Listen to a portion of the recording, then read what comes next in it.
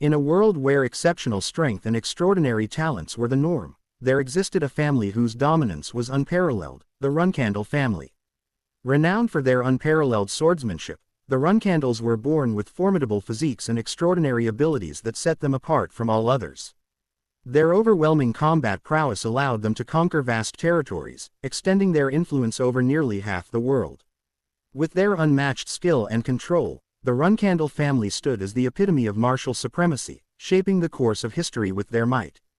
Jin Runcandel was born into the Runcandel family, a powerful and famous family known for their incredible swordsmanship and strength. As the youngest son, everyone had high hopes for him. During the family's special ceremony, where they predict a child's future, Jin made a bold choice. He selected the sword of the family head. This sword was not only a symbol of leadership but also a sign of the family's strength. Even as a baby, Jin seemed to believe he was destined to become the next family leader.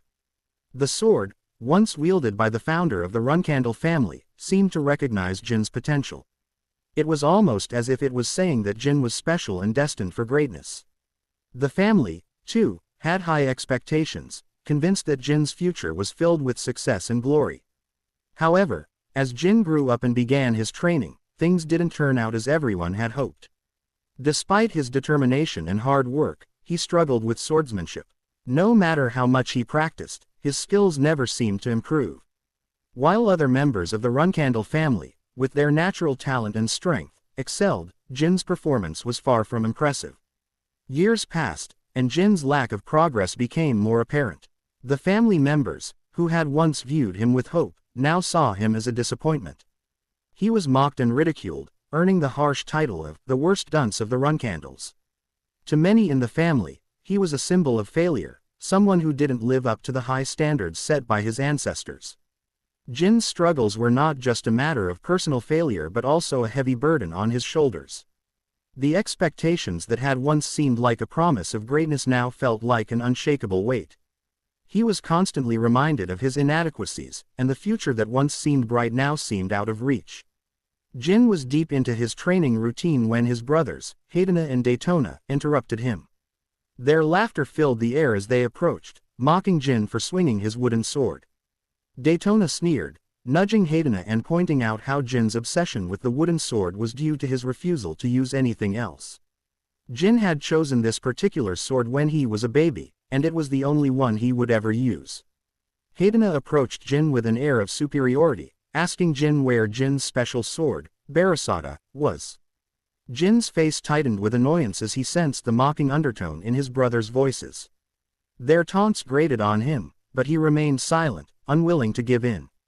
When Jin remained silent, Haydena's patience snapped. Without warning, he drove his foot into Jin's stomach with brutal force. Jin crumpled to the ground, a gasp of agony escaping his lips. He clutched his midsection, struggling for breath as waves of pain surged through him. At that moment, Jin was reaching for his wooden sword when Daytona deliberately stepped on Jin's hand, pinning him down. With a sneer, Daytona told Jin that it was of no use for Jin to be picking up the sword because no matter how hard Jin trained, he won't be able to improve because Jin had not talent. Jin grimaced in pain, both from his brother's harsh words and the weight of his foot. Daytona picked up a book that belonged to Jin. It was a book on basic swordsmanship theory. Daytona laughed upon seeing its contents and told Jin that no matter how many books he studied on swordsmanship or how hard he trained and worked, he would never be able to surpass the true masters. Top of form, bottom of form. Jin's heart sank as he listened. He tried to reach for his book, but Daytona was too quick. Daytona tossed the book aside and snatched Jin's wooden sword. Without a second thought, he snapped the sword in half, the pieces falling to the ground with a loud crack. Jin's eyes widened in shock and frustration. He reached out to stop Daytona, but his brother was already moving. Daytona picked up the torn book again and, with a sneer, began ripping it in half. Jin watched in despair as the pages were shredded and scattered around him. In that moment, Jin felt his dreams crumble along with the broken sword and the torn book. Haydena confronted Jin harshly, telling him that hope should not be wasted on someone as worthless as Jin. In response, Jin defended himself to his brothers, saying that even if they didn't like him, their actions had gone too far. This only fueled Haydena's anger. Grabbing Jin by the hair, Haydana snapped that they were only acting this way for Jin's own good, and he had no right to talk back. As Jin's brothers continued their mocking and bullying, Daytona stepped in with a cold reprimand and told Jin that since Jin was so keen on talking back, they were going to teach Jin a lesson in manners. The bullying intensified, leaving Jin to endure their relentless cruelty. Jin was well aware of his lack of talent and the disdain he faced from his family, but he remained undiscouraged. He told himself that with relentless hard work, he would one day earn their recognition and find his place within the Runcandel family. This conviction fueled his perseverance and hope. However, those hopes were shattered when, the very next day, Jin was summoned by the head of the family. To his utter shock and disbelief, he was informed that he was being banished from the Runcandel family. All his dreams crumbled in an instant. They told him that, despite his commendable efforts, they had decided against killing him. Instead, they had chosen to spare his life and expel him from the family. At the age of 25, Jin was cast out of the Runcandel family and began to wander aimlessly. It was during this difficult period that he encountered his master, who revealed that Jin's true talent lay not in swordsmanship but in the forbidden art of magic. This discovery marked the beginning of a new chapter in Jin's life. 3 years later, while engrossed in researching various magical spells at his home, Jin was abruptly engulfed by a swirling black flame. He found himself transported to a vast, empty abyss, disoriented and unsure of what to do next. In the midst of his confusion, a mysterious being appeared before him. The entity introduced itself as Soldaret, the master of all shadows. Soldaret proposed a contract with Jin, offering him the power to wield shadows and the ability to negate curses. Jin was stunned by the gravity of the offer and the implications it held for his future. In that moment, Soldaret peered deeply into Jin's heart and uncovered a troubling truth. He saw that, in Jin's youth, someone had harbored deep-seated hatred against him, leading to the imposition of a curse that had suppressed Jin's natural talent. Jin was stunned by this truth. Soldaret identified the curse as Bladed Illusion, a powerful enchantment that had suppressed Jin's innate swordsmanship abilities. It was a cruel and rare curse, one that had no place within the Runcandel family, renowned for its swordsmanship. The curse had inflicted significant suffering on Jin, playing a crucial role in the downfall in Jin's swordsmanship. Moved by Jin's tragic past, Soldaret felt a stronger connection to him. He assured Jin that from this moment forward, no curses would harm him again. All that remained for Jin was to embrace his newfound potential and strive to become an extraordinary magic swordsman. Soldaret's words lingered as the mysterious being vanished, leaving Jin with a newfound determination. Clutching his sword, Jin stepped outside his house, drew the blade, and pointed it skyward. It felt as though every time he wielded his sword, he reached new heights. The sword, once a burden, now seemed weightless in his hands, almost as if he were merely swinging his arms. Jin could feel the surge of new power within him. The blade moved with an effortless grace. From being the weakest member of the Runcandel family, Jin had transformed. With his enhanced strength and the ability to infuse his swordsmanship with magic, he was no longer the incompetent fool of the past. The once weak and ridiculed Jin had ceased to exist. He was ready to rise above his former self and prove his worth to the world. Jin's hard work had finally paid off, and he was eagerly testing his newfound power when, from a distance, armored men observed him intently. While he slept, Jin was abruptly awakened by an excruciating pain. He found himself lying on the ground, bleeding heavily and on the brink of death. Confused and disoriented, Jin could only remember a distant scream before being buried under a heap of debris. His body felt heavy and unresponsive, rendering him immobile. Desperately, he thought of his master, Soldaret, and wondered if there was anyone nearby who might offer help. Lying there, helpless and in disbelief, Jin grappled with the grim reality that he might die without ever fully utilizing the magic and power Soldaret had bestowed upon him. Overwhelmed by regret, Jin questioned the purpose of his newfound strength if it would end in such a tragic manner. He pondered why he had been granted power only to face such a premature end. The thought of dying without having fully embraced his potential and used his abilities filled him with profound sorrow and frustration.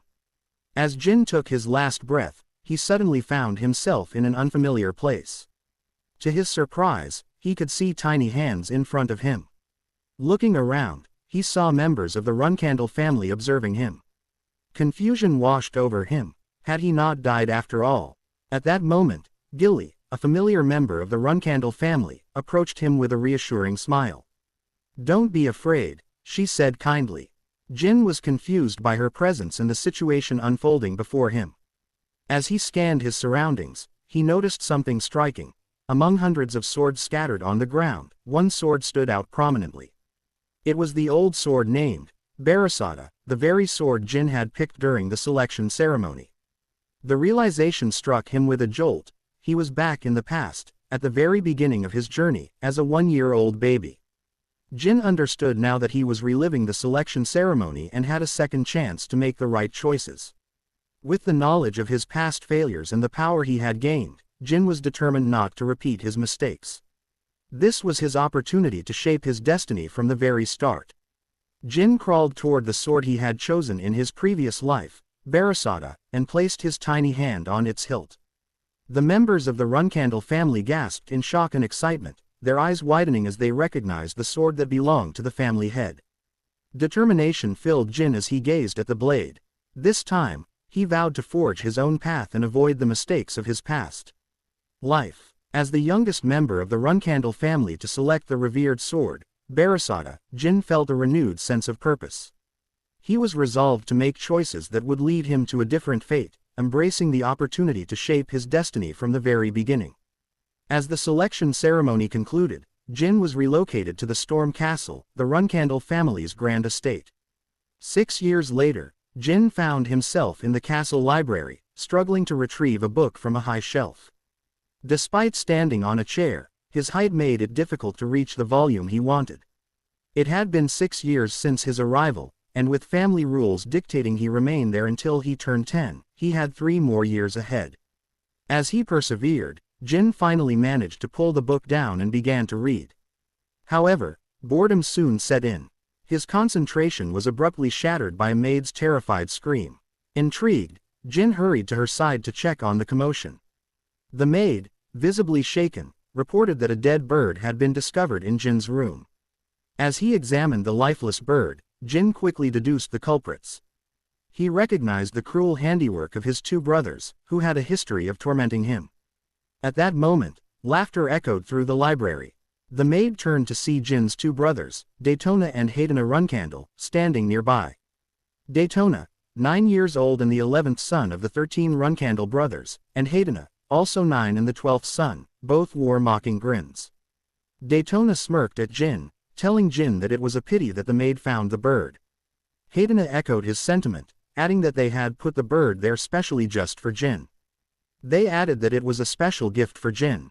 They laughed mockingly, asking if Jin was moved to tears by their so-called present. Jin remained silent, his expression unreadable. Memories from his previous life surged back, reminding him of the true nature of his brothers. Daytona and Haydena, who would later become infamous murderers in their roles as flag bearers, were showing their cruelty even now. Their act of killing an innocent bird to torment him was just a glimpse of the malevolence that would define their future actions.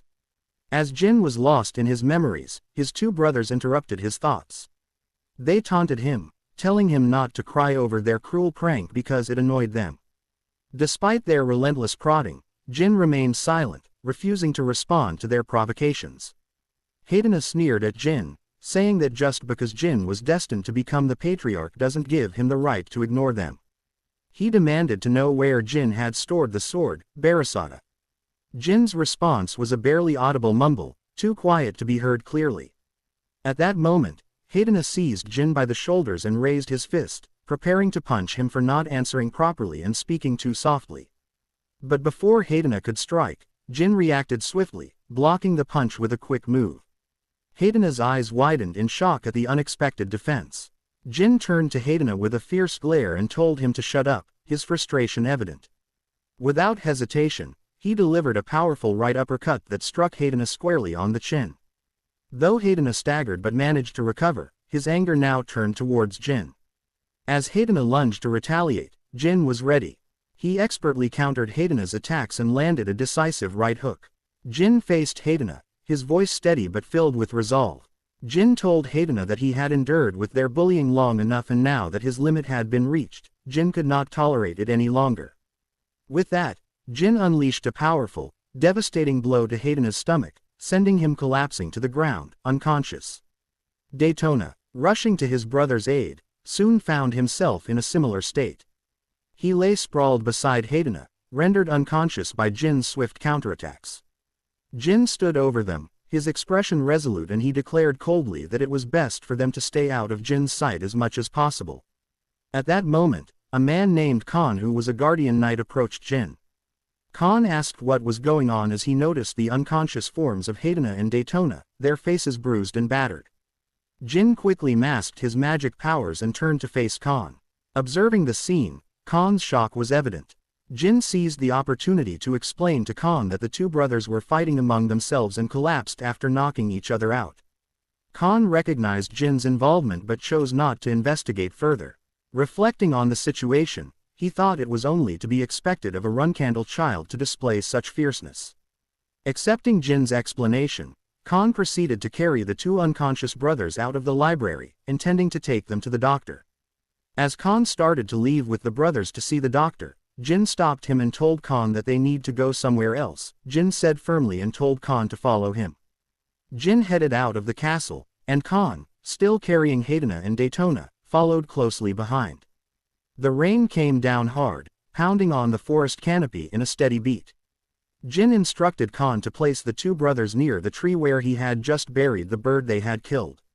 Khan asked Jin if they were really going to leave the two brothers there, his concern growing as the rainstorm threatened to worsen.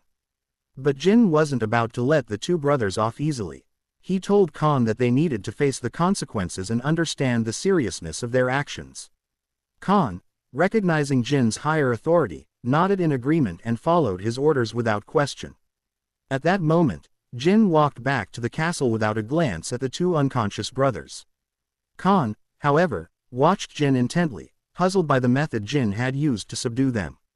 He sensed that it wasn't aura but something else entirely. After some thought, Khan concluded that Jin must have used magic to overpower the brothers. Khan realized that if magic was involved, this was more than just a simple scuffle between the brothers. He decided he needed to report the situation to the patriarch. Hastily, he summoned a servant to bring him a horse for the journey. Meanwhile, Jin, now inside the castle, watched Khan through the window. Jin understood that Khan would report the incident to the patriarch, knowing that despite being his guardian knight, Khan also had a role as an observer for the patriarch. Given that Jin's actions might have appeared as magic to Khan, and knowing that magic was banned in the Runcandel family, Jin was certain Khan would not ignore the matter and would report it to the patriarch. Jin possessed shadow energy, a power granted by his contract with his master, Soldaret. This power confirmed that even after regressing, his contract with Soldaret remained intact. Additionally, thanks to curse immunity, a benefit of being Soldaret's contractor, Jin could evade the bladed illusion. With a renewed sense of confidence, Jin told himself that the old, inept version of Jin Runcandel was gone. From now on, many things would be different from his past life. All that remained was for Jin to visit his father. Meanwhile, Khan had quietly reached out to the patriarch to report what had happened at the Storm Castle. He told him that Jin had defeated both Haydena and Daytona. The patriarch, concerned by this news, instructed Khan to gather the flag bearers immediately. He decided it was necessary to go see Jin in person. A short while later, a servant came to inform the patriarch that the 7 flag bearers of Runcandel and 200 knights had been assembled and were ready to go. The patriarch was pleased with this quick response and gave the order to set out. The 7 flag bearers, now in position, joined the patriarch as he led the group toward the Storm Castle. Their mission was to confront Jin and understand the situation firsthand. As they made their way through the stormy weather, the patriarch prepared himself for a serious discussion with Jin.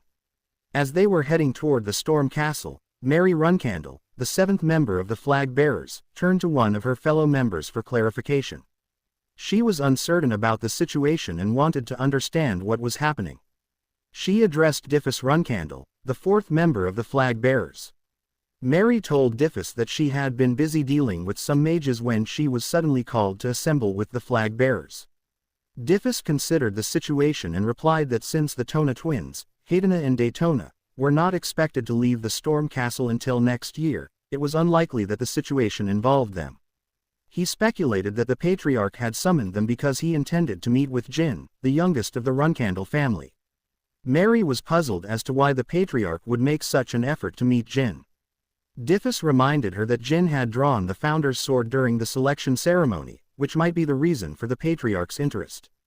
However, Diffus remained uncertain if this was sufficient reason for the Patriarch to go out of his way. He acknowledged that it was difficult to understand their father's true intentions. At that moment, Mary and Diffus were interrupted by Luna Runcandel, the first member of the flag bearers. Luna advised them to keep their voices down and not speak too loudly. As Luna's warning sank in, Mary continued to ponder the reason behind their father's desire to see Jin. She couldn't help but question whether Jin was truly significant enough to deserve such a personal visit from the Patriarch. Back at the Storm Castle, Jin was being attended to by his maid. She informed him that Chiron, the Patriarch and his father, was coming to see them, and it seemed he might be specifically coming to meet his children. Jin responded thoughtfully, agreeing that the maid's speculation could be correct. He considered that his father might have come to the Storm Castle after hearing Khan's report about the incident involving Jin and the Tona twins, Hadena and Daytona. Jin knew that Khan, being somewhat dull, probably hadn't detailed that Jin was using magic. Instead, Khan likely reported what he had observed in a general sense.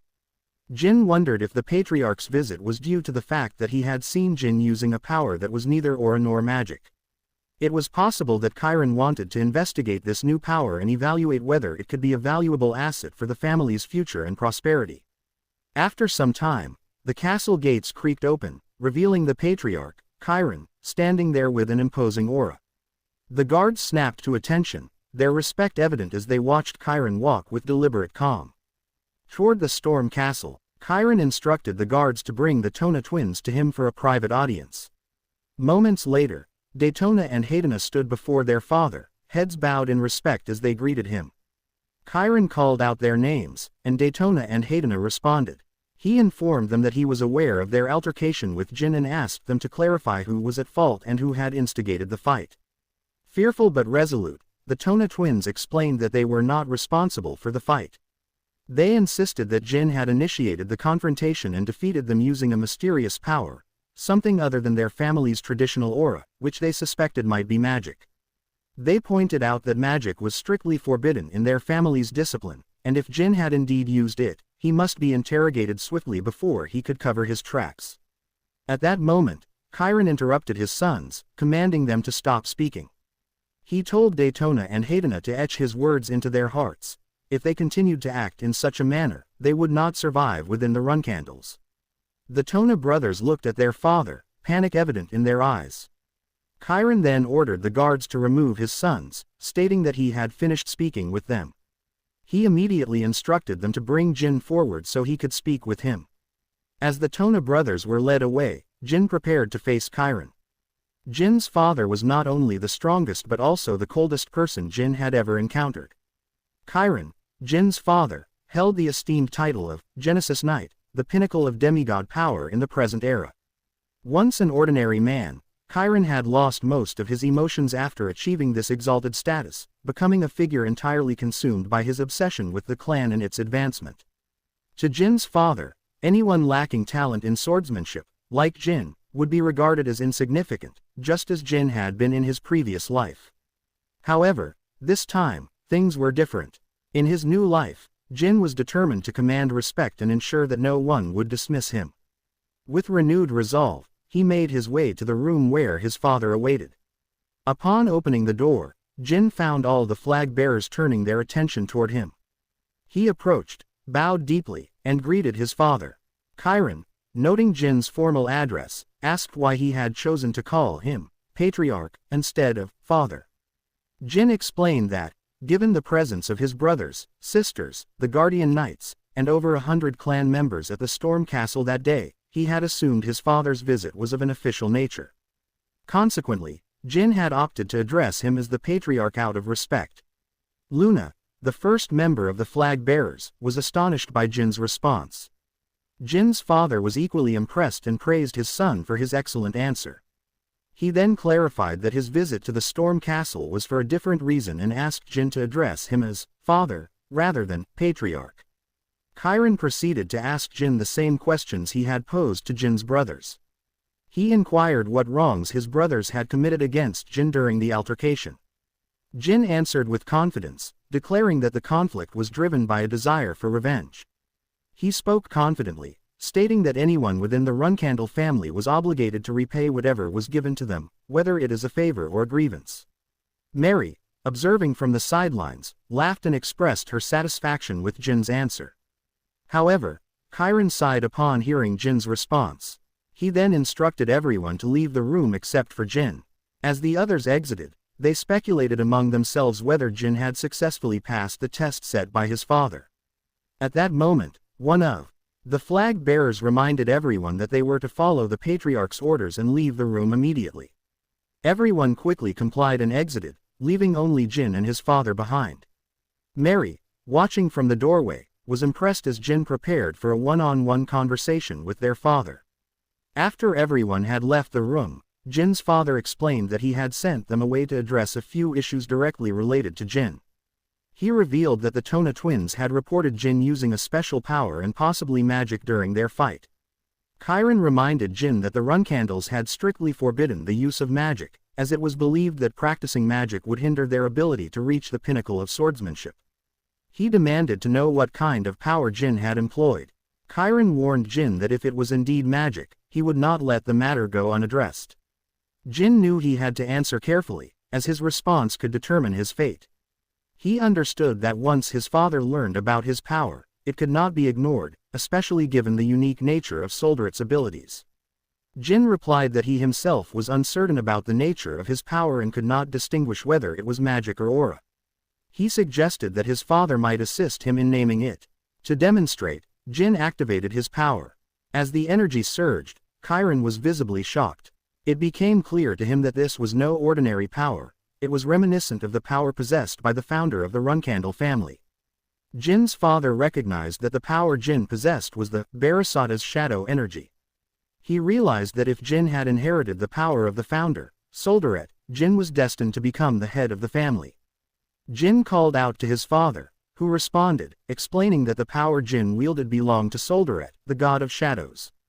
Jin was puzzled by the term, God of Shadows, so his father elaborated that Solderet had made a contract with Lord Tamar, the founder of the Runcandel family, and had been their guiding god ever since. However, Solderet had not appeared in the Runcandel clan since Lord Tamar's death. Jin's father admitted he did not know why Solderet had vanished, but now that the god's power had resurfaced through Jin, it seemed as though Solderet was attempting to reconnect with the Runcandel family through Jin. Hearing his father's explanation, Jin asked if his father was stronger than the god Solderet. Chiron thought for a moment before answering and responded to Jin by saying he does not have an answer to that as Jin's father, Chiron had never fought a god before. Jin smiled slightly at his father's response, appreciating the honesty. He thought to himself that this was indeed the most straightforward answer his father could have given. At that moment, Chiron's smile took on a sinister edge. He turned to Jin and said that Jin's question was an excellent one as due to Jin's innocent curiosity. It had given Jin's father, Chiron, a fascinating topic to consider. Chiron then acknowledged that it was indeed a wise decision for him to visit the Storm Castle and speak with Jin. He informed Jin that, in return, he would now ask him a question of his own. Chiron asked Jin how he intended to use the shadow energy he had inherited from Solderet. Jin, answering with confidence, claimed he would use the power for the benefit of his family. Chiron burst into loud laughter, recognizing that Jin's response was not the truth. He pointed out that Jin's claim was an amusing lie, noting that Jin had just beaten up his older brothers and thrown them into the storm. If Jin genuinely intended to use the power for his family, he wouldn't have acted so violently toward them. Chiron demanded that Jin provide an honest answer, no more lies. Realizing his previous response wouldn't suffice and knowing his father wouldn't let the matter drop easily, Jin decided to be truthful. With newfound resolve, Jin admitted that he wanted to use the power for himself. Chiron fixed Jin with a serious gaze and then remarked that he actually liked Jin's honest answer. Jin was taken aback by his father's unexpected approval. Chiron then turned and walked away, adding that he would be keeping a close watch on Jin from now on. After Chiron walked out of the room, Jin stood alone for a few moments, absorbing the gravity of the situation. Once his father was gone, Jin breathed a sigh of relief and felt a sense of satisfaction for having navigated the encounter with his father successfully. He reflected that securing the freedom to use the shadow energy as he wished was a significant achievement, but he hadn't anticipated his father's high expectations. This result was unexpected and marked a stark contrast from his previous life. Jin realized that his current life was shaping up to be vastly different from the one he had lived before. After the meeting, Mary joined Jin outside the castle, where the rain continued to fall. She handed him a package and instructed him to take it. Curious, Jin asked what it was, and Mary explained that it was a special gift from her. Mary then passed the heavy package to Jin's nanny, asking her to hold it carefully. She advised Jin to boil the contents thoroughly and chew them well. With a playful wink, she encouraged him to grow stronger quickly. After offering these instructions, Mary left Jin, who stood there, pondering the unexpected gift. Diffus asked Mary where the luggage she had been carrying was, and she replied that she had given it to Jin as a present. Confused by the unexpected gift, Jin retreated to his room with his maid to see what it contained. To his astonishment, Jin discovered that the gift contained a phoenix's heart. The sight left him speechless. He was stunned not only by the rarity and significance of the gift but also by the fact that it was for a 7-year-old. Jin couldn't help but think that Mary had been utterly reckless in giving him such a powerful and unusual present. Mary, a 6-star knight and the 7th rider of the Runcandel, was known as the Wind Fury, and had another, less-known title, the Madwoman of the Southern Region. Jin understood that her gift of the Phoenix Heart was more than a mere present, it was a challenge. Mary, with her intense passion for battle, was urging Jin to grow stronger quickly so he could eventually become her worthy opponent. The Phoenix Heart, when consumed at a young age, would not only grant resistance to fire but also serve as a powerful growth elixir. Jin realized that this rare gift was crucial for a 6-star mage to summon a phoenix safely. Reflecting on this, Jin thought that with this extraordinary gift, he might one day summon a phoenix himself in this lifetime. At that moment, Jin's maid, Gilly, arrived and asked if Jin had been waiting long. Jin assured her that he hadn't waited at all. Gilly then presented Jin with the food made from the Phoenix Heart, reminding him that it was a generous gift from Mary and urging him to eat before it got cold. Jin agreed and was about to start eating when he noticed his brothers, Daytona and Haydena, standing behind him, their eyes fixed on the food with barely concealed drool. Jin turned to them and asked if they had something to say. The brothers hesitated before admitting that they had come because they saw Gilly carrying a large pot and assumed there might be too much food for Jin to eat alone. They had hoped to sample some of the special dish themselves. Jin asked his brothers if they also wanted to share the food, and they quickly responded. With a resounding yes, Jin then informed them that in exchange, they would need to fulfill one of his requests.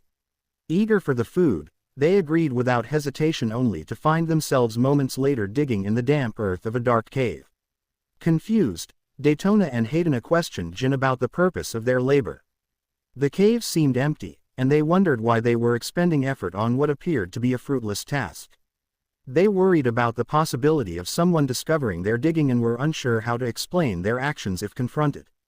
One of them speculated that if they were caught, Jin would be the one to face the consequences since he had ordered them to dig. Reluctantly, they continued their work, motivated by the promise of the soup. As they worked, they conversed quietly, acknowledging that despite being the youngest, Jin was quite intimidating. They were careful to obey him without question, fully aware of the consequences of defying him. The two brothers continued their digging, oblivious to the unfolding events below. Beneath them, cracks began to spread across the ceiling of a hidden chamber. In the center of the room stood a cylindrical tube filled with a mysterious liquid. Inside the tube, a man with long hair floated, submerged in the liquid.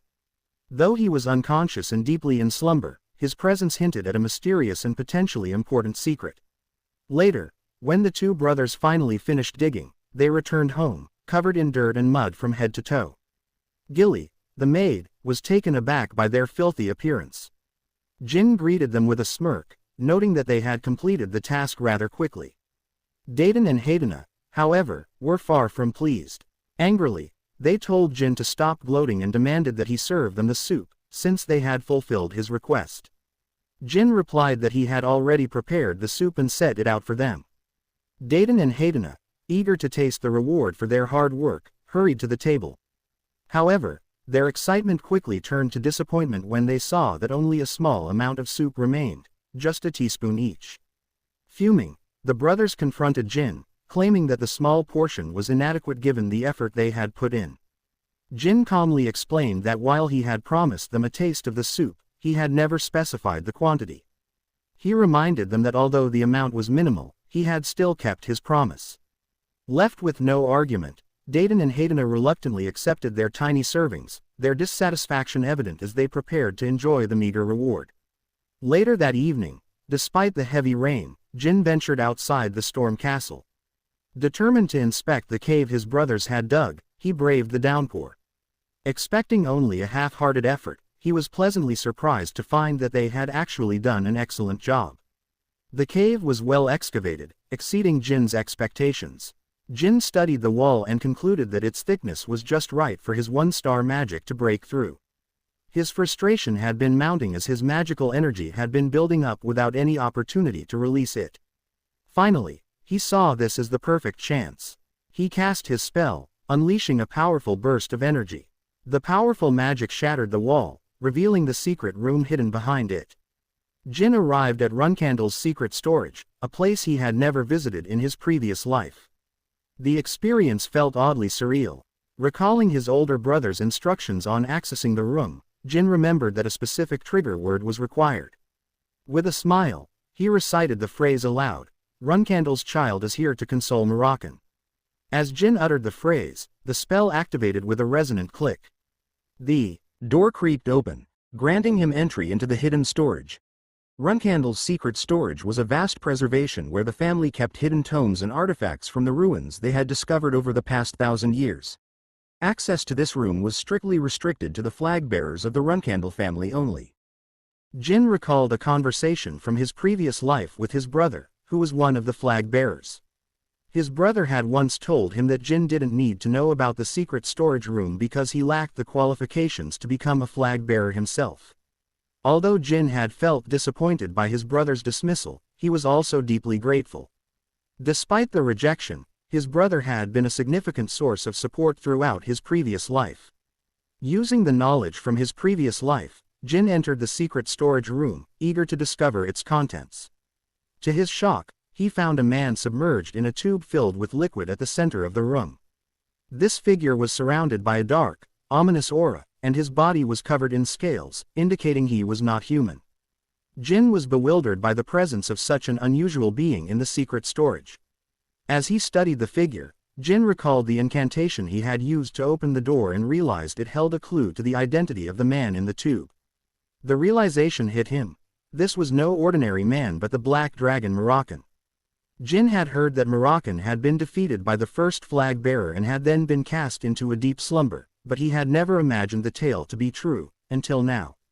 Jin stared at the man for a while, grappling with the revelation of the Black Dragon Moroccan. Shaking off his astonishment, he refocused on the reason he had come, to find the secret tomes hidden within the storage room. Determined, he turned his attention away from the enigmatic figure and began his search for the ancient texts. As he moved through the room, he was unaware that the man's hand had twitched slightly, a subtle yet significant movement. Unaware of the movement, Jin continued his search for the ancient texts, fully engrossed in his quest. Jin explored the secret room thoroughly and eventually found the tomes he had been searching for.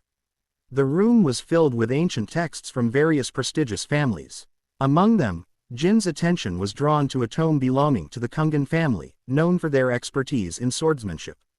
Curious to uncover any insights that might enhance his own skills, Jin carefully examined the tome.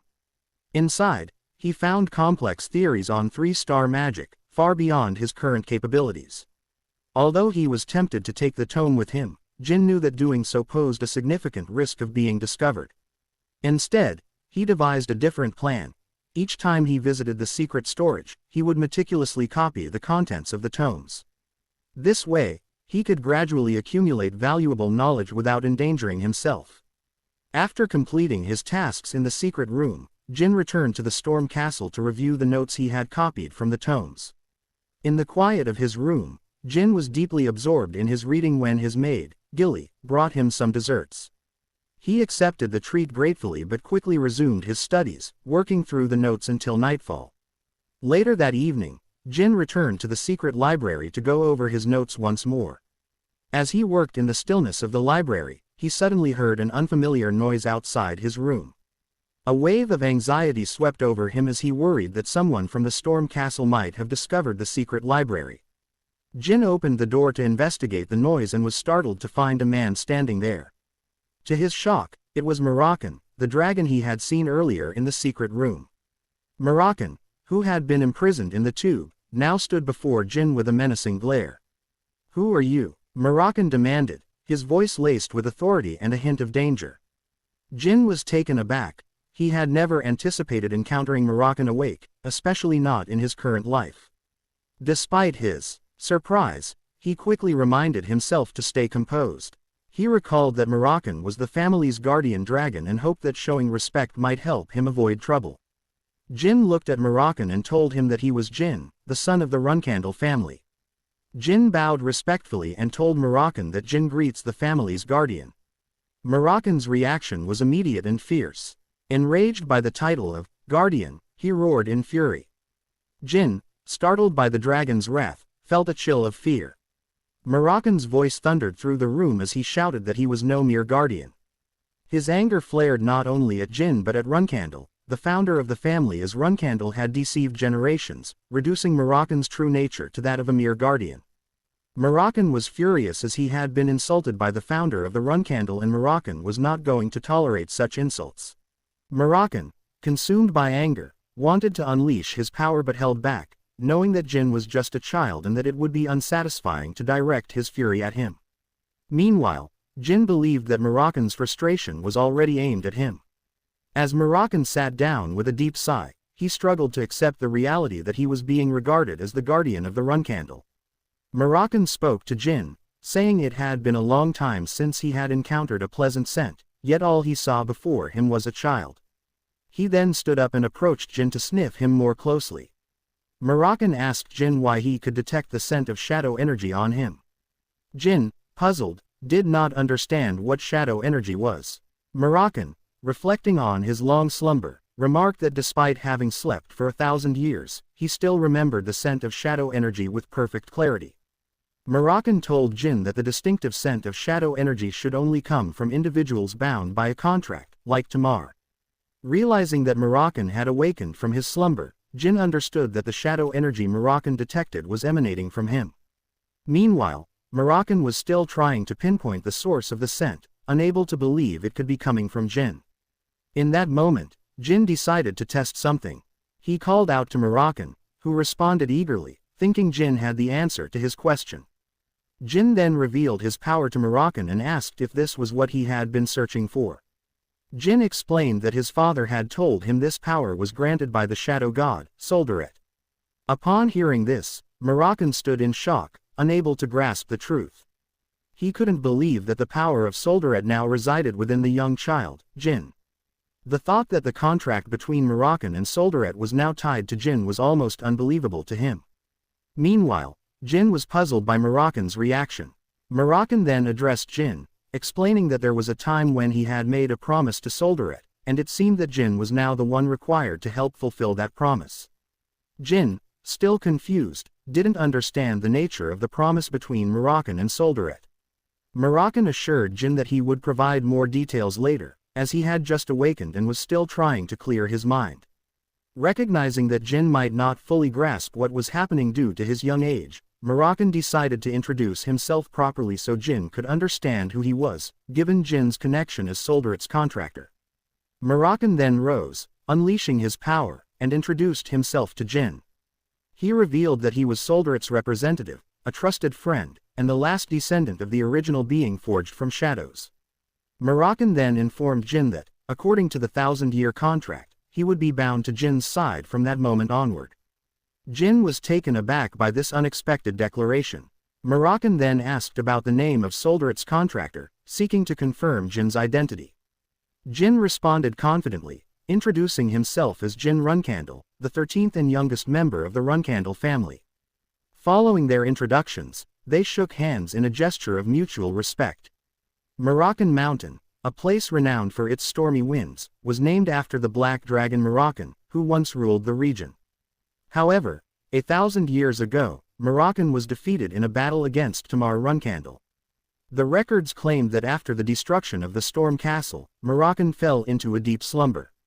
But upon meeting Moroccan in person, Jin realized that this account was not the complete truth.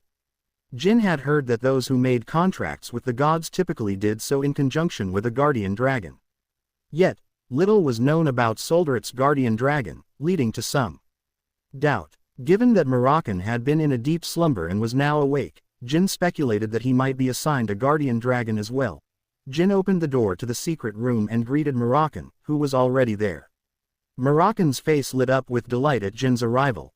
Jin handed Moroccan some snacks that his nanny had prepared, and Moroccan's happiness grew even more upon receiving them.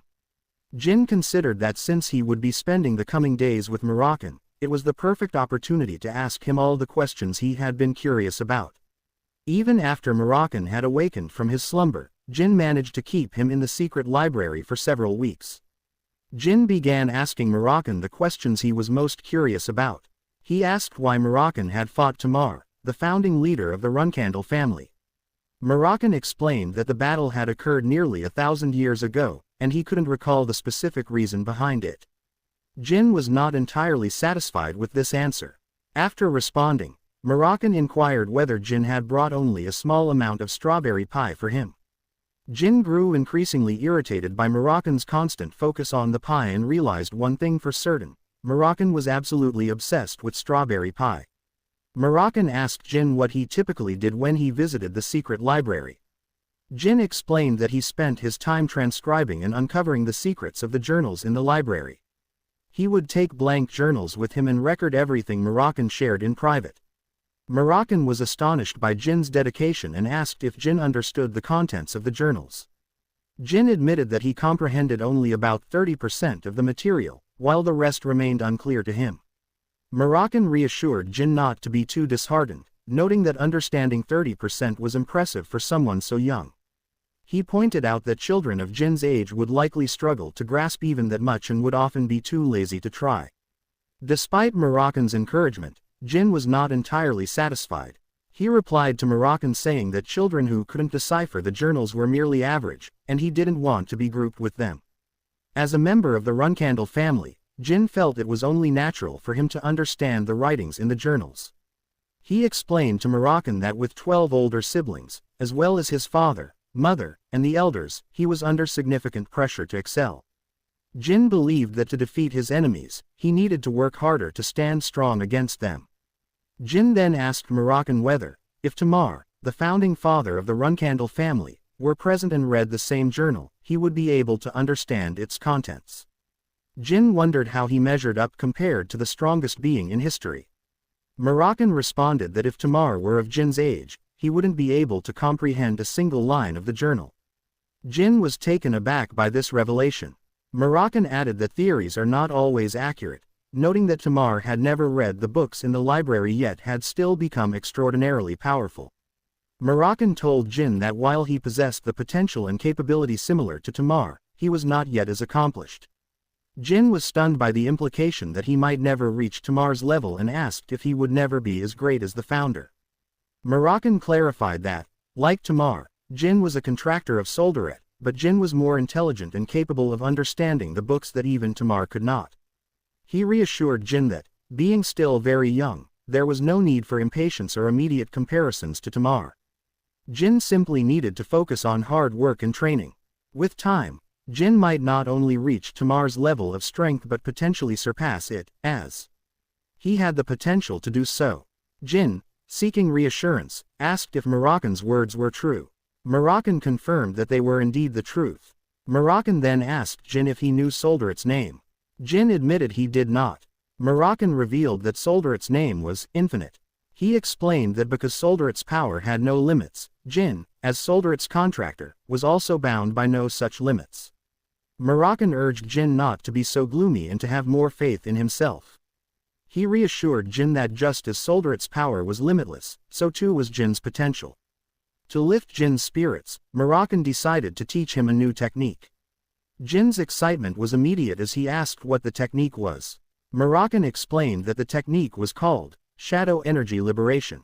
Jin was intrigued but confused about what this technique entailed. Moroccan explained that anyone who used shadow energy needed to become familiar with this technique, as it was fundamental to mastering shadow energy.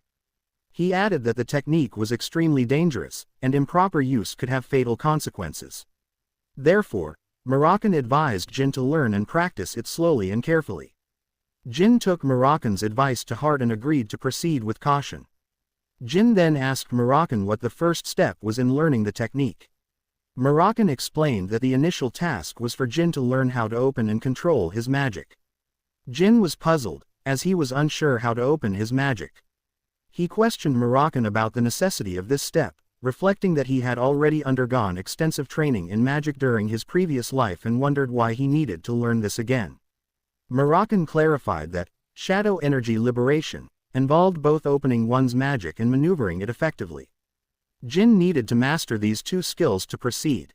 He advised Jin to focus on practicing these techniques continuously for the next 2 to 3 years. Jin, upon hearing this, felt that dedicating 2 to 3 years to mastering the technique seemed like a lengthy and daunting commitment. Moroccan told Jin that he hadn't even learned the basics of the technique yet, so advanced training was out of the question. He explained that once Jin had grasped the fundamental aspects of the technique, the next step would be learning how to manipulate the magic. As Moroccan spoke, Jin quickly completed the basic training for the first and second steps. Moroccan was astonished to see that Jin had mastered these basics within seconds, a process that should have taken 2 to 3 years. He was amazed not only by Jin's ability to shape the magic within him but also by Jin's skill in manipulating it as he wished. Moroccan was taken aback, noting that only the most exceptional geniuses could learn these techniques so rapidly. He acknowledged Jin as one of these extraordinary talents. With Jin's rapid progress, Moroccan decided to give him a quick demonstration of the shadow energy liberation technique. Jin was thrilled to learn that he could start mastering the technique immediately, without having to wait for years. Moroccan then released his magic and explained to Jin that shadow energy originates from shadows. Since all the shadows in the world were born from Solderit, Solderit was the master of all shadows. As Solderit's sole contractor, Jin had the potential to become the master of all the world's shadows. Jin was stunned as he watched the shadows around him gather and converge towards Moroccan. The sheer volume of shadows encircling Moroccan was awe-inspiring. Moroccan asked Jin how he felt about this revelation. Then, with a gesture, Moroccan stopped his magic, causing all the shadows to vanish instantly. Jin was left amazed and bewildered by the demonstration of shadow energy's power. Moroccan, with confidence, told Jin that this was the true essence of shadow energy liberation. In a different area, the forest echoed with the screams of monsters. These were the cries of a monster recently slain by Luna, the first member of the flag bearers. One of her knights approached and reported that the area had been cleared. Only 5 more areas remained, and then the mission would be complete. Luna nodded in agreement, stating that 4 months would be sufficient to conquer the remaining monsters. She instructed the knight to inform the rest of the team and to tell the knights to take a break for the time being. Luna then asked the knight an unexpected question: what do 9-year-old children typically like? The knight was puzzled by this seemingly random question. Half a year later, many things had happened in the Storm Castle. Daytona and Haydena stood by their transportation vehicle with Jin and his maid, Gilly. It was time for the Tona twin brothers to leave the castle, as required by the rules upon reaching the designated age. Both Daytona and Haydena bid Jin farewell, and Jin reciprocated their goodbyes with equal warmth.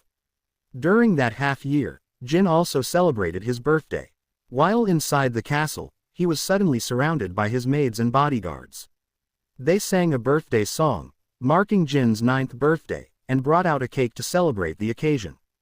Jin was deeply touched by their efforts and expressed his gratitude for the celebration. He then asked his maid, Gilly, to to distribute the cake to everyone present, which she did promptly. At that moment, Khan, Jin's bodyguard, called out to him. Khan apologized for the unexpected interruption. Jin inquired about the reason for the call, but just then, a female voice approached from a distance. Jin turned to see Luna, his sister and the first member of the flag bearers. The crowd greeted her warmly, announcing that Mistress Luna had come to visit. Jin and Gilly were both astonished to see Luna standing before them. Luna was the first flag bearer of the Runcandel family and a 9-star knight. As the eldest of the 13 Runcandel siblings, she was also known as the White Whale Luna Runcandel. Despite being the strongest among her siblings, Luna had no interest in becoming the patriarch and had withdrawn from the bitter conflicts of the Succession War. Luna was often described as a solitary figure, a lone white whale moving through life without engaging with her family. Her relationship with her siblings was so distant that it could be more accurately described as that of strangers rather than family. This was how detached Jin and Luna had been in their previous life. Yet, in this life, the sister who was known for avoiding her family members was now standing in front of Jin at the Storm Castle. Luna did not announce her visit to Jin. Curious and slightly concerned, Jin wondered why she was at the Storm Castle. He speculated that something significant might have happened within the family to bring her here. Alternatively, he thought that Luna might have discovered his visits to the secret library and was here to confront him about it. Approaching Luna, Jin called out her name.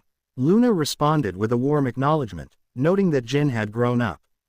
Jin then mentioned that if he had known Luna would visit, he would have dressed more appropriately. Luna, smiling, gently ruffled Jin's hair and told him that his concern was endearing. She added that she didn't need to make an announcement if she wanted to see her little brother. Jin was taken aback by Luna's affectionate words. He was used to her distant demeanor and found it surprising to hear such warmth from her. Luna then observed Jin closely and, noticing that he seemed a bit unsettled, placed her hands on his shoulders and asked if he was feeling unwell. Jin, still puzzled by his sister's behavior, assured her that he was fine but admitted to feeling a little nervous. Luna was puzzled by Jin's nervousness. Jin explained that this was the first time he had seen her up close, and the unfamiliarity made him feel on edge. Luna then realized that Jin might be feeling this way because of the Runcandel family tradition of sibling rivalry, where siblings often tested, stole from, and undermined each other. She worried that Jin might have expected her visit to be a confrontation or a challenge, similar to his experiences with the other siblings. Feeling concerned, Luna acknowledged that she might have been inconsiderate. She apologized to Jin, recognizing that he was the youngest member of the Runcandel family and expressing regret for causing him any anxiety. Luna looked down, visibly saddened by her realization and her impact on Jin. Luna then knelt down, took Jin's hands in hers, and requested to speak with him privately. She asked for permission to dismiss his nanny and knights so that they could have a moment alone. Jin was taken aback by his sister's request for a private conversation. After a moment of surprise, Jin agreed and allowed Luna to send away his attendants, thinking that although he was unsure of the reason for her request, it didn't seem to be a negative situation. He decided it was all right for them to speak in private. Jin and Luna then moved to a separate room, leaving the others behind, to have their conversation. Luna began by explaining that her sudden visit to the Storm Castle was due to an important matter she needed to discuss with Jin. Curious, Jin asked what this important issue was. Luna explained that Jin's behavior during their father's recent visit had caught the attention of all their siblings. This meant that as soon as Jin left the Storm Castle, he would be closely monitored by his brothers and sisters. She continued, telling Jin that although he might eventually become involved in the family conflicts over who would become the next patriarch, she hoped he wouldn't let these disputes affect his personal happiness. Luna took Jin's hands and expressed her desire for him not to suffer because of the Runcandel family's traditions. Jin was taken aback by Luna's concern. Her words made him understand why she had distanced herself from the other siblings. He realized that Luna had given up the patriarchal claim precisely to avoid the bitter family struggles over the succession. Jin pondered why Luna hadn't warned him about these issues in his previous life. He speculated that perhaps she hadn't viewed him as worth speaking to or that his siblings hadn't seen him as a serious contender back then. Luna looked at Jin with a worried expression as he pondered her words. When Jin spoke, He expressed his gratitude for Luna's concern but made it clear that he had no intention of staying out of the family conflict. Luna was not satisfied with this response. She was deeply concerned that Jin might suffer if he got involved in the family rivalry. Luna emphasized that her advice was sincere and not a tactic to avoid competing against Jin. She stressed that her concern was genuine and that she wasn't merely trying to dissuade him out of personal interest. Jin interrupted her gently, acknowledging that he understood Luna's intentions were meant for his benefit. However, he pointed out that he had already survived an assassination attempt and could not back down now, especially with his life at stake. Luna was shocked on hearing that Jin, still a child, had already faced an assassination attempt. Her composure faltered, and she was overwhelmed with anger and concern. The atmosphere in the room grew tense and dark as Luna's fury erupted. She demanded to know who had dared to attempt such a heinous act against Jin within the storm castle. Jin was stunned by the intensity of Luna's reaction and the strong pressure she exuded. Luna's voice, now laced with anger, demanded to know which sibling had attempted to kill him. She gripped Jin's shoulders, her expression filled with worry, and asked if he had any idea which sibling might be responsible. Jin replied that he could not disclose the information, as he did not know the identity of the true culprit behind the assassination attempt. Even if he did know, he told Luna, he could not reveal it. Jin continued, reassuring Luna that despite the assassination attempt, he was unharmed and doing fine. He acknowledged that while some of his siblings might harbor ill will, not all of them hated him. He expressed gratitude to Luna for her concern, which brought him great joy to know that his sister cared so deeply for him. Moved by Jin's words, Luna suddenly embraced him, offering her love and support. She told Jin that since he had already faced such danger, he was now inevitably entangled in the family rivalry, with no way to escape it. Luna was saddened by this reality, as she had hoped Jin could lead a happier, conflict-free life. Jin was surprised to see this tender side of Luna, whom he had always perceived as cold and distant. Here she was, comforting him with genuine affection. He urged her not to be disheartened by the situation. Luna agreed, adding that today was a joyful occasion, his birthday, and they should not let it be overshadowed by sadness. Luna then told Jin that since it was his birthday, she had come to the Storm Castle with a special gift for him. She retrieved a small case from her pocket and opened it, revealing a pendant with a blue gem. Turn around, Luna instructed gently, so she could fasten the pendant around Jin's neck. Jin complied, and Luna explained the purpose of the pendant. She told him that if he ever found himself in a situation he couldn't handle, he should break the blue gem. No matter where he was, Luna would come to his aid. Luna told Jin that he should never forget to wear this pendant and to keep it with him at all times. She wished Jin a happy birthday once more. Jin thanked Luna warmly for both the thoughtful gift and her heartfelt wishes. After their conversation, Jin's maid Gilly approached them with a cake for dessert. Luna took the cake, scooped a spoonful, and fed it to Jin. Gilly watched the scene with a smile, pleased to see the siblings getting along so well. When it was time for Luna to leave, Jin accompanied her to her carriage. He wished her well and reminded her to take care of herself as she departed. After Luna had left, Jin returned to the secret library where Moroccan was waiting. Upon entering, Moroccan noticed the pendant around Jin's neck and asked about it. Jin explained that it was a birthday gift. Moroccan then remarked that the person who gave Jin such a gift must care for him deeply, as the pendant was an exceptionally rare and difficult item to obtain. Jin asked Moroccan about the significance of the necklace, and Moroccan explained that it was an artifact of Demon King Orgel. He told Jin that 1,000 years ago, people risked their lives to obtain one of the Demon Lord's artifacts. Jin was curious if the pendant was truly that remarkable. Moroccan confirmed that it was, explaining that the pendant provided resistance to attack magic of 5-star level and below, enhanced the wearer's magical abilities, and even had summoning capabilities. Jin noted how knowledgeable Moroccan was about the pendant, and Moroccan responded that his familiarity came from having lived during the same era as the Demon Lord. Moroccan then wondered if the gift had come from the person who had emitted a strong energy earlier. Jin confirmed that it was indeed from his sister, who had visited him. At that moment, Jin was astonished to learn that Moroccan could sense Luna's energy from the library. Moroccan explained that detecting energy from a distance was relatively easy for him and added that Luna might have also sensed Moroccan's presence. Jin was alarmed at the thought of Luna potentially informing the family about Moroccan. He feared that Luna might report on this matter, jeopardizing his safety. Moroccan reassured Jin, telling him not to worry. He emphasized that Luna held Jin in high regard, and had given him a rare pendant for his protection. Moroccan assured Jin that Luna would never betray him or leave him in danger. Jin asked if Moroccan was certain of this, and Moroccan confirmed, urging Jin to trust his sister as she would never harm him. Outside the castle, Luna stood in the pouring rain, contemplating the source of the strong energy she had sensed. It had not been present during her previous visit to the Storm Castle, but she chose to ignore it, understanding that it was related to Jin. Luna was determined to avoid causing him any trouble. In her thoughts, Luna silently reassured Jin, reminding him that no matter what he did or became, he would always be her brother. She vowed to stand by his side, unwavering and supportive, no matter the circumstances. As time passed, Jin turned 10 years old. Reflecting on his time at the Storm Castle, he realized that what he had initially expected to be a dull existence had instead proven to be full of valuable experiences and opportunities. Jin recalled how his father had come to acknowledge him and now held hope for his future. He also remembered the phoenix heart he received from his elder sister Mary, and how his relationship with Luna had grown significantly closer. Additionally, Jin thought back to the day he first met Moroccan, the guardian dragon. These were experiences and achievements Jin could never have imagined in his past life.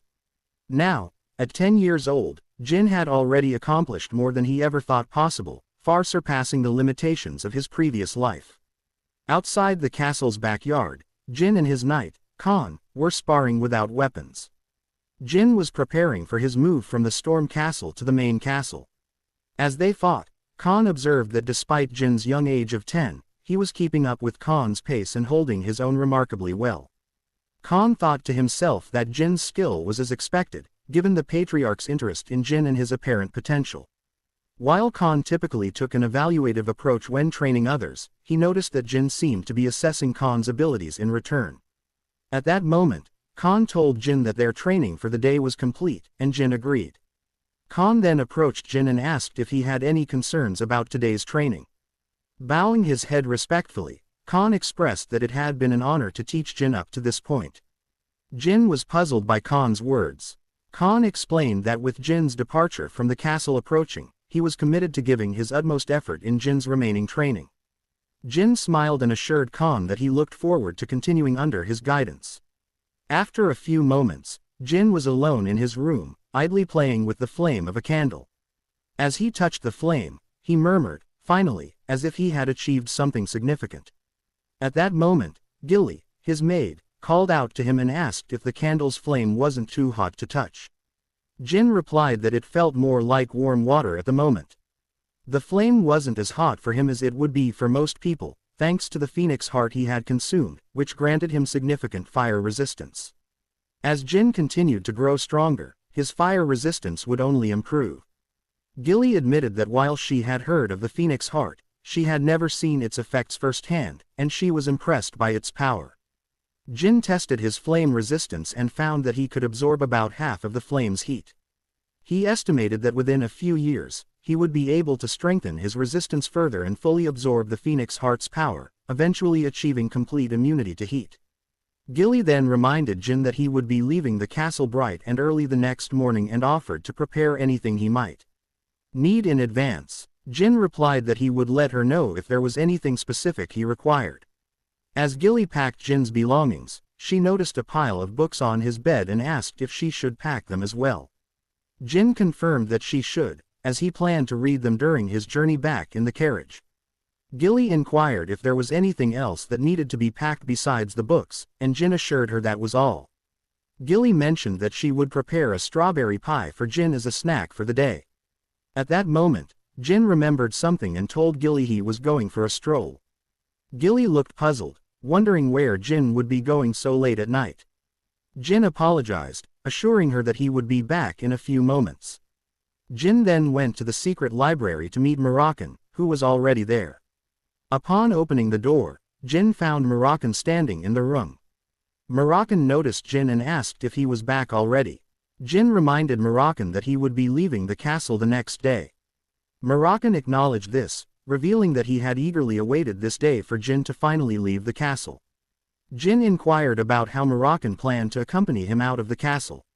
With a cheerful expression, Moroccan reassured Jin not to worry about such minor details. As the legendary Black Dragon, Moroccan promised he would manage it. He added that even though his current form was much weaker than before, handling such matters was still well within his capabilities. Moroccan assured Jin that he would follow him in a way that would go unnoticed by anyone. Jin, however, was puzzled by Moroccan's mention of his diminished strength. He asked Moroccan why he had become weak and why he hadn't informed Jin about it earlier. Moroccan explained that it was natural for him to be less powerful, as he had been in a deep slumber for over 1,000 years. His full strength had not yet been restored, and it would take time for him to regain his original power. Moroccan added that as Jin grew stronger, he would also gradually recover his full strength. He encouraged Jin to hurry up and become as powerful as Tamar, a strong magic swordsman. Upon hearing this, Jin asked Moroccan if the Runcandel family had originally been a family of magic swordsmen. He recalled from his past life, as told by Solderet, that the Runcandel family had once been renowned for its magic swordsmen, with the founding patriarch, Tamar Runcandel, being the greatest magic swordsman in history. However, this fact had become obscure, as magic was now prohibited within the family. Moroccan explained that the Runcandel family's rejection of magic and their focus solely on swordsmanship stemmed from a humiliating vow established 1,000 years ago. Despite being revered as a guardian of the family, Moroccan noted that the Runcandel family would likely be hostile if he were to reveal himself to them. He added that, had it been 1,000 years ago, both Jin and Moroccan would have been celebrated for bringing such a noble being into the world. Jin expressed doubt about whether that would really have been the case. Moroccan acknowledged that his claim might seem a bit far-fetched, but assured Jin that he would do his best to remain hidden from the rest of the family so Jin wouldn't have to worry. Jin agreed with Moroccan's approach and felt reassured. Jin then pointed at the tube where Moroccan had been in deep slumber and asked what they would do about it. He expressed concern that if someone came to the library and found the tube empty, they would discover Moroccan was missing. Moroccan replied that he would create an illusion of himself still being in the tube using his magic, known as Dragon Tongue.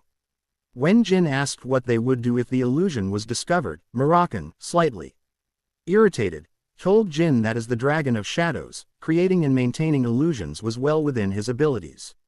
He assured Jin that such a task was easy for him, though he added that, due to his current weakened state, it might be challenging to keep the illusion intact for long.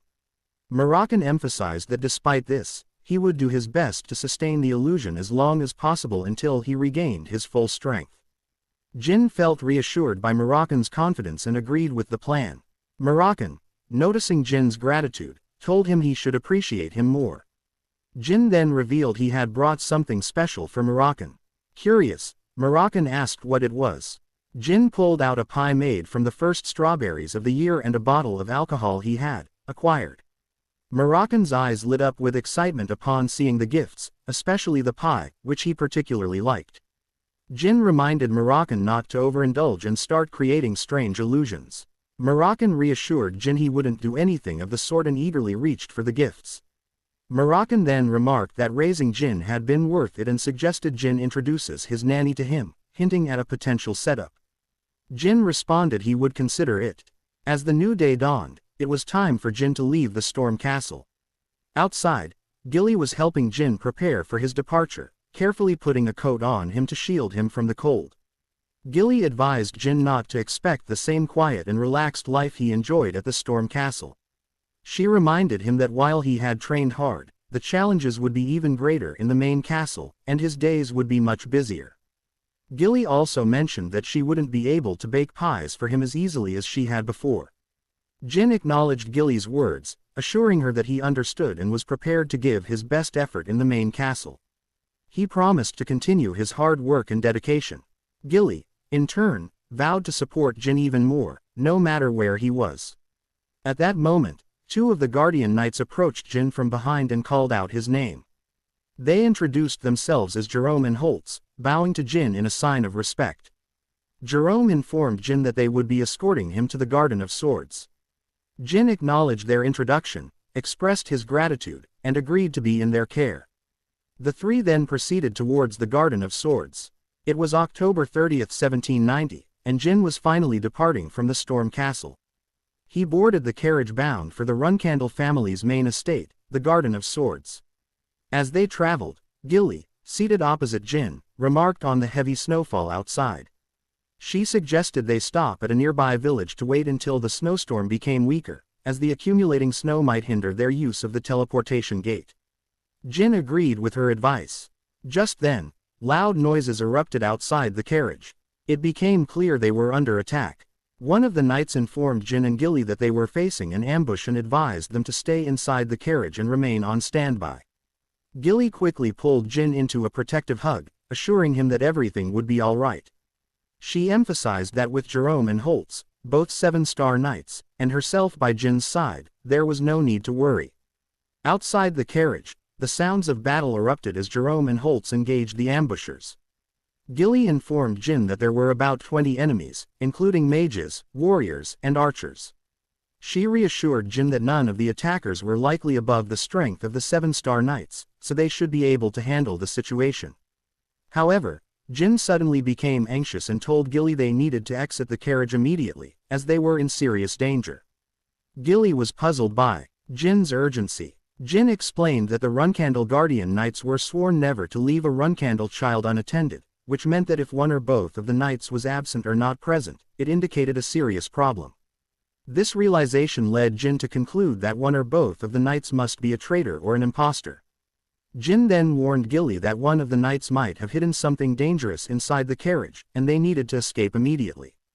Gilly grasped the gravity of the situation and vowed to protect Jin, her young master, with her life as a loyal member of the Runcandel family. Drawing her weapon, she slashed the carriage door open, swiftly carried Jin out, and they both fled from the ongoing battle. They were now on the run. Gilly assured Jin that she would accept any punishment when they returned to the estate for endangering him, but Jin told her not to worry about that now, as they had more pressing concerns. Gilly suggested they head toward the battle scene to confirm something. Jin was puzzled by her request and asked what she needed to verify. Gilly explained that the attackers might be their allies since they were not currently pursuing them, which made the possibility of them being allies worth considering. Jin agreed, noting that if the assailants intended to target him, now would be the ideal moment since he had just exited the carriage. The eerie silence around them seemed odd, reinforcing the suspicion. Gilly agreed with Jin's assessment. In the distance, Jin and Gilly spotted several men searching for them. The leader of the group, a red-haired man, was issuing commands to his subordinates to locate Jin Runcandel. Observing from afar, Jin and Gilly noted that the men bore a symbol of a demon in black sakura, identifying them as members of the Yuta family from the Mattel family of magic and the mercenary group known as the Black King Squad. One of the men caught sight of Jin and Gilly and loudly announced their discovery. At that moment, the red-haired leader called out, emphasizing that protecting Jin Runcandel was their top priority and that nothing should happen to him. The leader approached Jin and Gilly and introduced himself as Murika, the captain of the Black King Squad. He explained that they had been sent to rescue Jin Runcandel based on a request from a member of the Runcandel family. At that moment, Jin and Gilly realized that the two knights, who had been posing as Jin's bodyguards, were imposters. It was clear that these knights were not only traitors but also fakes, as real 7-star knights would not have struggled against a group of mercenaries. Jin thought to himself that the knights' inability to handle the situation confirmed their deception. Gilly, her voice laced with fury, demanded that the traitors disclose their identities, their purpose, and their employer. One of the traitors smirked and replied that they would never answer to a mere servant of the Runcandel family. Gilly turned to Jin, seeking his guidance on how to proceed. Jin instructed her to eliminate one of the traitors and sever the arm of the other, bringing the injured traitor to him for interrogation. Gilly agreed to Jin's plan and immediately set out to confront the traitors. Gilly struck without hesitation, her blade slicing cleanly through the first traitor's neck, severing his head from his body. The second traitor stood in shock, paralyzed by the brutal sight. Gathering his courage, he attempted to attack Gilly, but his hand was swiftly cut off before he could make contact. Refusing to give up, the traitor desperately tried to strike with his remaining hand, but Gilly's strength was overwhelming. In a flash, Gilly overpowered him, pinning him down effortlessly. Jin then addressed the traitor, stating that his master had gravely underestimated both his opponents and Jin himself by sending weaklings like the traitors to assassinate him. Jin remarked that to even qualify as a nanny for a Runcandel, one must be at least a 7-star warrior, meaning the traitors stood no chance against Gilly. He further advised the traitors that if their goal was to assassinate a child of Runcandel, they should have sent at least 3 or 4 8-star knights. The traitor then shouted at Jin, demanding he stop fooling around, declaring that this was merely a warning and that the reign of the Runcandel would soon come to an end. In response, Jin said something astonishing. He admitted that he wanted that to happen as well. Everyone was stunned by Jin's words, but he continued, explaining that he didn't want the Runcandel reign to persist. He wanted the reign of Jin Runcandel to begin. The traitor was left in shock by Jin's declaration. The traitor then shouted a name, Zippel. Jin recognized the name immediately. It belonged to the renowned mage who ruled the other half of the world. Unlike the Runcandel, who pursued the ultimate mastery of the sword, Zippel and his nation sought the pinnacle of magic. 1,000 years ago, after the founder of the Runcandel died, Zippel had imposed a humiliating oath that banned the use of magic throughout Runcandel, sealing away all their magical abilities. To the Runcandels, Zippel had been a sworn enemy for a millennium. Jin then spoke, saying he had been curious about who was behind such a bold attack, only to find it was nothing more than a mere follower of Zippel. The traitor boiled with anger at Jin's dismissive words. Jin then ordered Gilly to dispose of the traitor, deeming him unworthy of interrogation. As Gilly dragged the traitor away, the man shouted insults, calling Jin an arrogant bastard. Meanwhile, Jin pondered the situation, realizing that the events of the day didn't align with Zippel's usual methods. It seemed that Zippel's followers were acting independently, but Jin found it odd. No matter how elaborate their disguise, it would be nearly impossible to fool the keen eyes of a 7-star warrior like Gilly. This led Jin to suspect that someone else must have been involved, aiding the traitors in their assassination attempt. At that moment, a certain man came to Jin's mind, someone who might have played a role in the attack. As Jin was lost in thought, Gilly approached and informed him that she had taken care of the traitors as he had instructed. Jin thanked her for her swift action. He then approached the squad's captain, Murika, and asked if he was the leader of the Black King squad. Murika confirmed that he was indeed the captain. Jin expressed his gratitude, acknowledging that he and Gilly had managed to escape successfully because Murika and his squad had diverted the traitors' attention. Jin assured Murika that once they reached the Runcandel castle, he would report the squad's assistance, ensuring they would be handsomely rewarded by the family. Jin then instructed Murika to set up the teleportation gate immediately, to which Murika responded that he would do his best. As Murika observed Jin, he found it hard to believe that a child from the Runcandel family would dare to venture outside the safety of the castle. Despite being only 10 years old, Jin already exuded confidence and dignity, qualities that left Murika impressed. He recalled Jin's bold declaration to the traitor about ruling over the Runcandel family and ushering in the era of Jin. The memory sent chills down Murika's spine, making him realize that Jin might truly be destined to fulfill that vision. Murika began to think that Jin's words weren't just the idle talk of a child.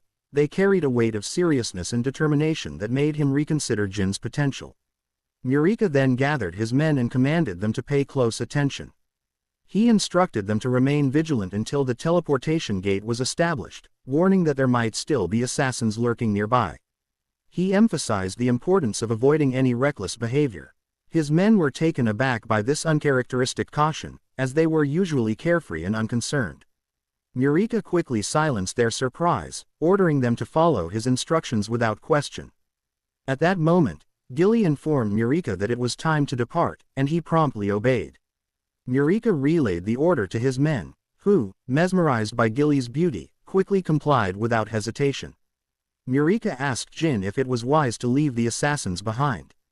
Jin assured him that it was fine, explaining that whether they were found alive or dead, the slain assassins would serve as a powerful warning to their comrades. It would instill fear, making it clear that anyone who dared to challenge the Runcandel family would face their wrath and certain death. Jin then commended Gilly on her excellent job in eliminating the assassins, and Gilly graciously thanked him for the compliment. She then informed Jin that they would reach the village within 2 hours. Jin then instructed everyone to stay in the village until the snow stopped.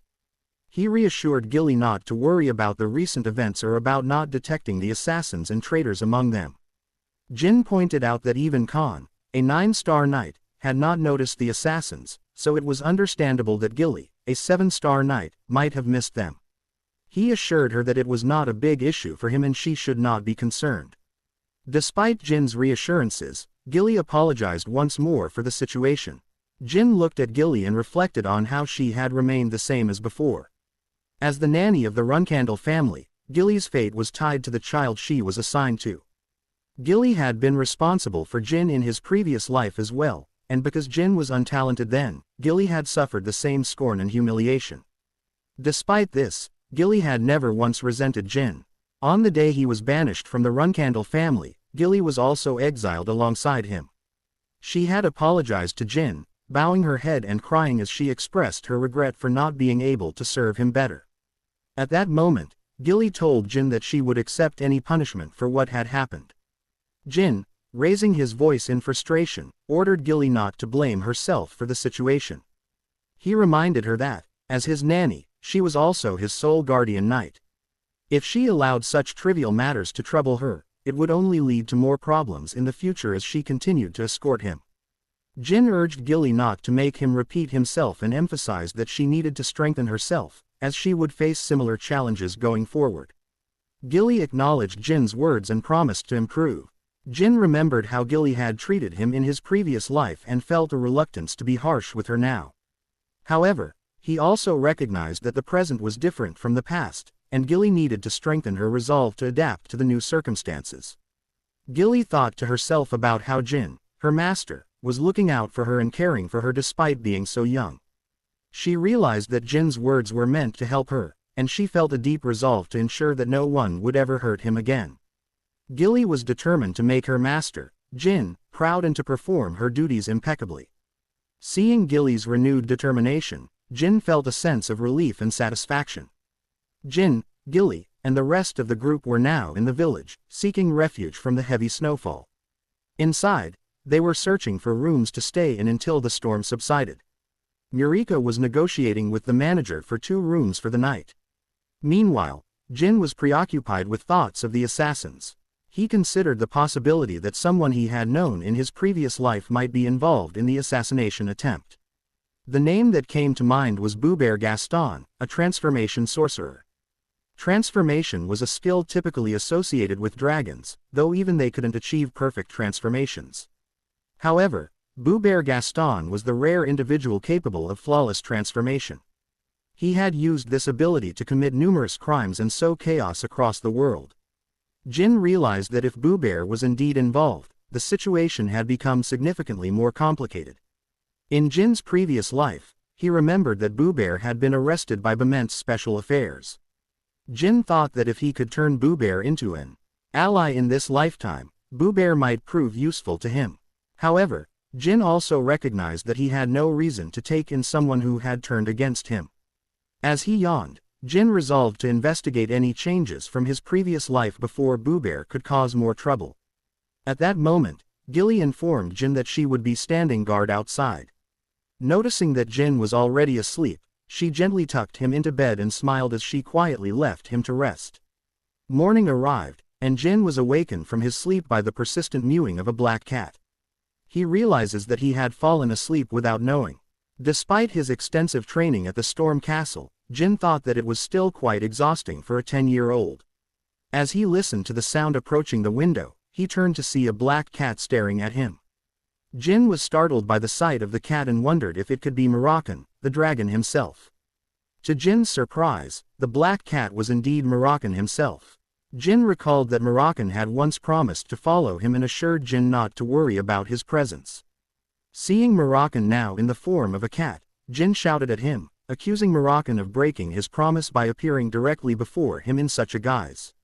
Moroccan apologized for not keeping his promise, but Jin reassured him that it was not a major concern. Jin explained that he was simply surprised to see Moroccan in the form of a cat, which had caught him off guard. Jin had expected Moroccan to disguise himself as one of Jin's servants, such as a horseman. Moroccan, irritated, explained that if he took such a form, the knights in Jin's family would recognize him immediately. He then described how challenging it was for him to follow Jin without being detected. As Moroccan approached Jin, his foot became lodged in a crack in the floor, causing him to fall and slam his face into the wall. The commotion created a loud noise that caught Gilly's attention outside Jin's room. Alarmed by the noise, Gilly quickly entered the room to investigate. Gilly burst into the room and saw Moroccan near Jin, who was still in pain as he held his face. Jin, unsure of how to handle the situation, looked on helplessly.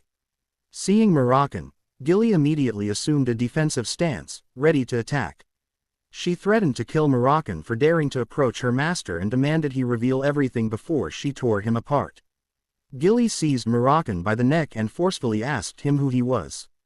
Recognizing Gilly's voice, Moroccan's expression shifted. He immediately introduced himself and addressed Gilly as his strawberry pie. He remarked that he was delighted to finally meet her after so long. Gilly was disgusted by Moroccan's nickname, and Jin, observing the unfolding chaos, thought to himself that they were in serious trouble. That's all for today. If you do enjoy the video, please subscribe, like and share, and also share your thoughts in the comment section.